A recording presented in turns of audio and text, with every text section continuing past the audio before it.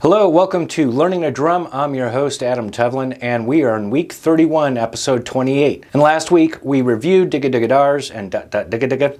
Hopefully you're doing well on those. And last week, we also tested our flam accents, making sure that we can play those at 80 beats per minute. And we got the introduction into solo number 5.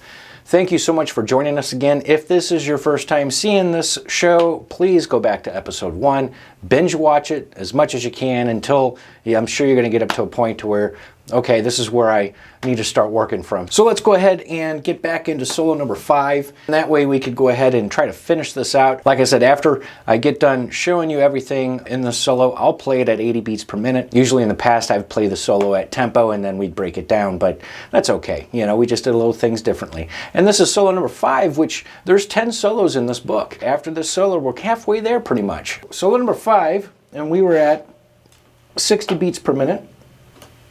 And I'm going to dial in. Remember, I'm just going to use my quarter notes because that is the anchor between the triplet eighth notes and the eighth notes. And after we do the first 8 measures as a review, then we'll go ahead and get into the more complicated stuff here at measure 9. Here we go from the beginning. Ready and go, and a flam accent. 3, 4. 1, 2, and 3, 4. 1, 2, 3, 4. Here we go. More flam accents. 1, 2. Here we go.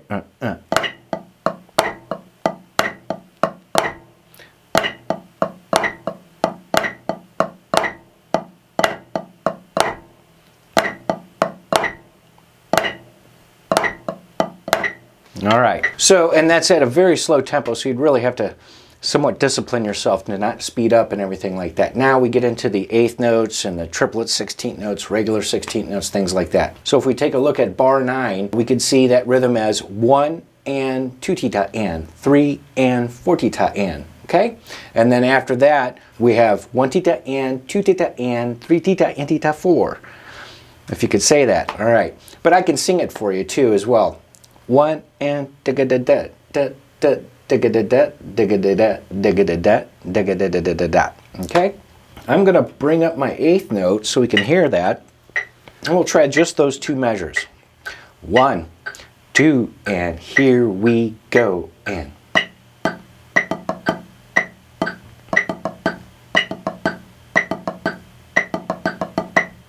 all right? And we're at mezzo piano. Remember, that's medium soft. And let's continue on to the next 2 measures. 1 antita 2 and 3 antita 4 and 1 tita antita 3. 1 antita 2 and 3 antita 4 and 1 tita tita 1 antita 2 and 3 antita 4 and 1 tita antita 2 and 3 tita and 4. I'll sing it for you. Bop, bagada da, bop, bop, bagada da, bop, bagada gabada da, bop, bagada da, bop. All right? So if I do the 1 tita and tita 2 stuff, it might tongue tie me. All right. Well, like I said, I'll sing it for you. That's better for me. Okay, now we're going to go ahead and do 11 and 12. 1 and 2 and ready and play. And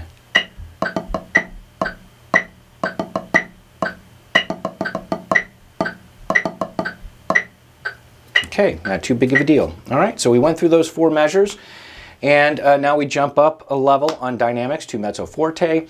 I'll play another set of 2 measures here. 2, and here we go, and 1. And 2, 4, E, and 1. Okay, so you see how that works? 1 and 2 tita and 3 E and 4 E and. So during that rest, I'll use that time to start subdividing those 16th notes before I get up there. That way it mentally prepares me, and that's something that I suggest you do as well. Here we go. Measures 14 and 15 now. 1 and 2, resting on 1 and play, and 1 and 4 and 1 and 3 and no big deal. Okay, I'm going to go ahead and continue on and measure 16 to 17. Measure 17 is a little different, right? You got those 16 notes and triplet 16 notes there. And measure 17 you've already played because that was number 8 and study number 13. So it shouldn't be too hard, okay? All right, here we go. 16 and 17. 1, 2, and here we go. And 1, 2, and 3, and 1. Okay? After measure 17 on measure 18, we have somewhat of that same rhythm, except that beat 4 is now just a beat 4 and not 4 and. No big deal. And then, of course, measure 19, we have a mixture of triplet and regular 16th notes. So here we go. 2, here we go, and.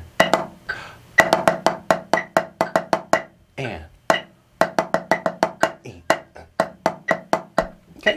And that's one thing that I did is I'm subdividing those 16th notes once I got past the and of 2. And that's when you can start subdividing, and you got another 8th note after that on the downbeat of 3, free, and then you'll be able to subdivide hopefully with that. Now, continuing on, we have 2 more measures, and we're going to drop it from mezzo forte back down to piano. So here we go for the next 2 measures. And I'm going to take off the 8th note on the next 2 measures is because we're going to get back into the triplet 8th notes and regular 8th notes, okay? So next 2 measures. 2, ready, and go, and. E and triplet. Okay, all right, cool. So I could subdivide those 16th notes after I play that quarter note on beat 4, and then I will subdivide on beat 2 triplets so I can prepare myself for beat 3.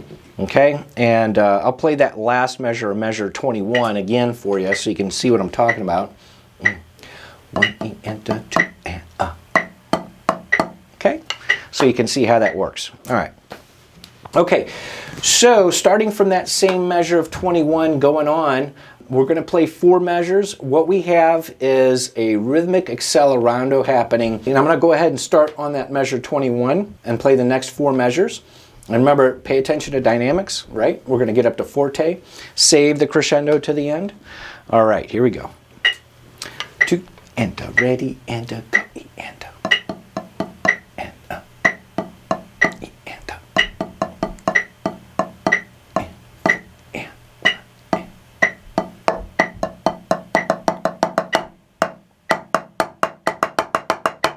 okay, there it is.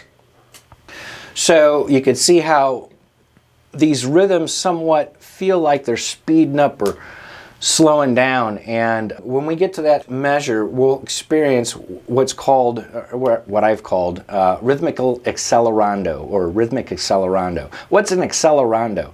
Well, we all know what it means to accelerate, which means get faster, right? We're going to learn about accelerando and ritardando down the road here, but this is basically meaning that it feels like it's getting faster, but it's not. You're going to make sure that that anchor or that quarter note is going to really help you out during those rhythmical phrases, okay? All right. Going on, after that measure of measure 24, we go back to the beginning, okay? Da capo, back to the head, okay? And we're from the head. And it says al coda to the coda, so meaning that we're going to go back to the beginning. We'll play up to measure 4, but then we jump down to the very bottom in that coda section, okay? All right, so here we go. 1, 2, ready, play.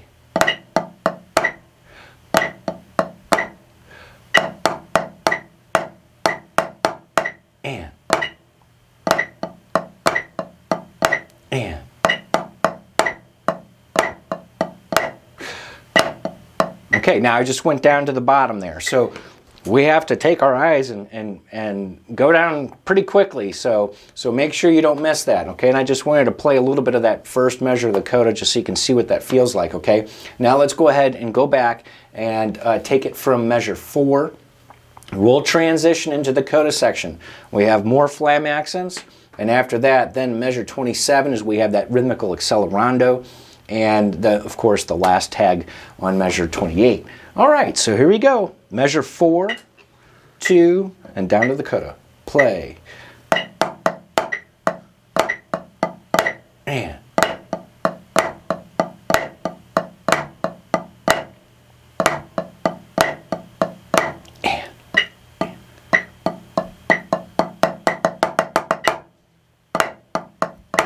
All right, there it is. That's the finish of the solo. Okay, so you can see how that measure 27 kind of sounded weird, right? 1 and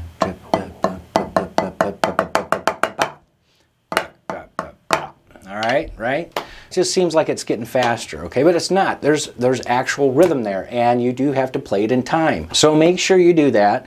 And if you have any problems, you know, like I said, you can always go and practice, you know, with triplet eighth notes to regular eighth notes, triplet 16 notes to 16th notes, and have that metronome going in both of those.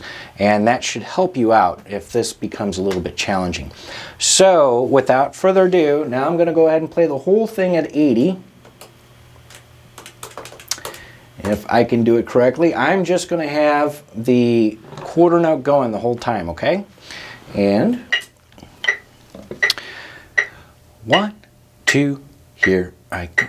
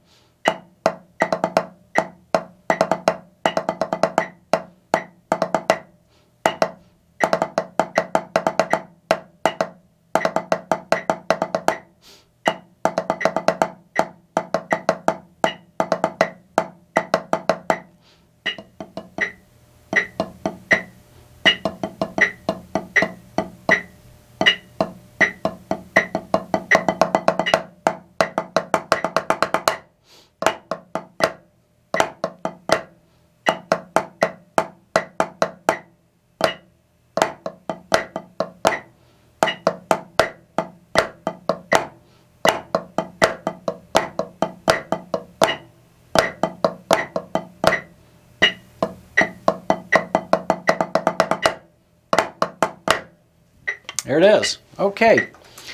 So you can see how that sounds. Hopefully you're going to be okay with that. And like I said, make sure you take all the problem spots first. I mean, the hard stuff first, you know. Don't go through over and over again playing things that you can already play.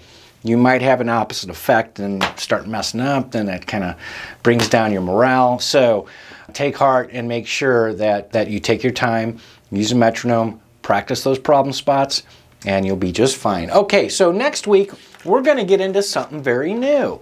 Okay, heads up, new time signature. Okay, yeah, we've been playing everything since the beginning in 4/4 time, which is 4 beats per measure, and the quarter note gets the beat. But now we're gonna move into a new time signature, and that's on page 35, and that will be 2/4 time.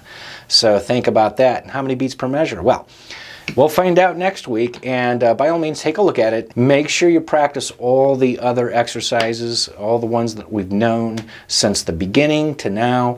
It's just going to get more and more complicated, and the more you're able to do those exercises and those rudiments, the more you're going to be able to execute this type of music much easier than someone who doesn't know this stuff, okay? All right. That's all we have for this week, and thanks so much again for joining us. And hopefully next week you'll be through that solo number 5. I'm your host, Adam Tevlin, and we'll see you next week on Learning to Drum. Always remember to keep swinging those sticks.